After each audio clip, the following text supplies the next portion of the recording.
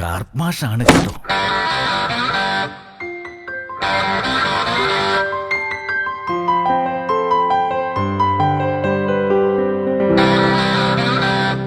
ഒരു ഗുണമുള്ള കാര്യം പറയാം.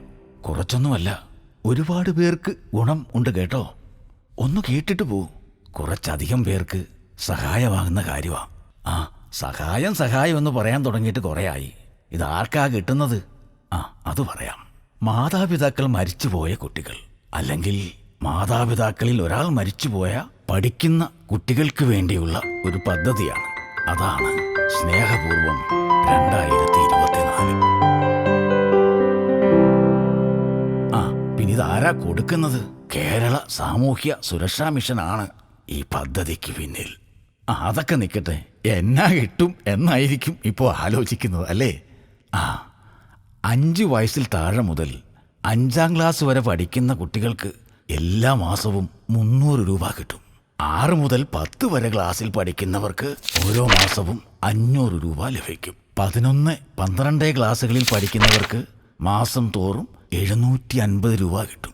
ഡിഗ്രി, പ്രൊഫഷണൽ കോഴ്സുകൾക്ക് പ്രതിമാസം 1000 രൂപയാണ് കേട്ടോ. കൊള്ളാമല്ലോ അല്ലേ? അപ്പം എങ്ങനെയാ? അർഹതയുള്ളവരെ ഇന്ന് തന്നെ അറിയിക്കുമല്ലോ അല്ലേ? പക്ഷേ കുറച്ച് കാര്യങ്ങൾ ശ്രദ്ധിക്കണം.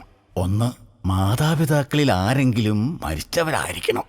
2, സർക്കാർ അല്ലെങ്കിൽ എയ്ഡഡ് വിദ്യാഭ്യാസ സ്ഥാപനങ്ങളിൽ പഠിക്കുന്നവരാകണം. 3, 1 മുതൽ ഡിഗ്രി വരെ പഠിക്കുന്ന വിദ്യാർത്ഥികളായിരിക്കണം. 4, BPL കാർഡുള്ളവരായിരിക്കണം. ഇനി അഥവാ APL കാർഡ് ആണെങ്കിൽ ഒരു കാര്യം നിർബന്ധമാണ്. കുടുംബ വാർഷിക വരുമാനം ഗ്രാമപഞ്ചായത്തിൽ ആണെങ്കിൽ 20,000-ൽ താഴെയും മുനിസിപ്പൽ കോർപ്പറേഷനിലാണെങ്കിൽ 22,375 രൂപയിൽ താഴെയും ആയിരിക്കണം. അപ്പൊ പിന്നെ ഇതിനായി ഹാജരാക്കേണ്ട രേഖകൾ എന്തൊക്കെയാണെന്ന് കാപ്മാഷ് ഒന്ന് പറയട്ടെ. 1, മരിച്ചയാളുടെ മരണ സർട്ടിഫിക്കറ്റിന്റെ പകർപ്പ്. 2, വരുമാന സർട്ടിഫിക്കറ്റ് അല്ലെങ്കിൽ VPL സർട്ടിഫിക്കറ്റ് അല്ലെങ്കിൽ VPL റേഷൻ കാർഡിന്റെ സാക്ഷ്യപത്രം. 3, ആധാർ കാർഡ്. 4, ബാങ്ക് പാസ്ബുക്കിന്റെ പകർപ്പ്. അത് പറഞ്ഞപ്പോഴാ അക്കൗണ്ട് ഈ പഠിക്കുന്ന കുട്ടിയുടെയും രക്ഷിതാവിന്റെയും ജോയിന്റ് അക്കൗണ്ട് ആകണം കേട്ടോ. 5, പിന്നെ സ്ഥാപന അധികാരിയുടെ സാക്ഷ്യപത്രം മറക്കരുത് കേട്ടോ. അയ്യോ, ഒരു കാര്യം മറന്നു. ഒരു സാക്ഷ്യപത്രം കൂടി വേണം. തദ്ദേശ സ്വയംഭരണ സ്ഥാപനങ്ങളിലെ മേയർ, ചെയർമാൻ, പ്രസിഡന്റ് അല്ലെങ്കിൽ കൗൺസിലർ അല്ലെങ്കിൽ മെമ്പർ, MP, MLA ഇതിൽ ആരുടെയെങ്കിലും ഒരാളുടെ സാക്ഷ്യപത്രം വേണം. പിന്നെ ഇതാർക്കാ ഇതൊക്കെ കൊടുക്കേണ്ടത്? വിദ്യാർത്ഥി പഠിക്കുന്ന സ്ഥാപനത്തിലെ അധികാരിക്ക് കൊടുക്കണം. ഈ അപേക്ഷയും അനുബന്ധ രേഖകളും.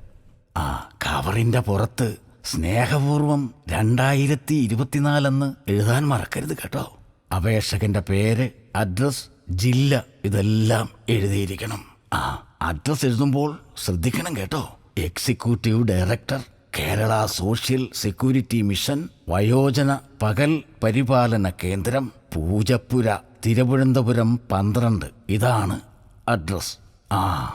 കിട്ടേണ്ടതെല്ലാം കിട്ടിയില്ലേ? എന്നാൽ ഒട്ടും വൈകണ്ട. അർഹതപ്പെട്ടവരെ കണ്ടെത്തി അങ്ങ് അറിയിക്കും. പ്രത്യേക ഓർക്ക്, മാർച്ച് 31 മുമ്പ് അപേക്ഷിക്കണം കേട്ടോ.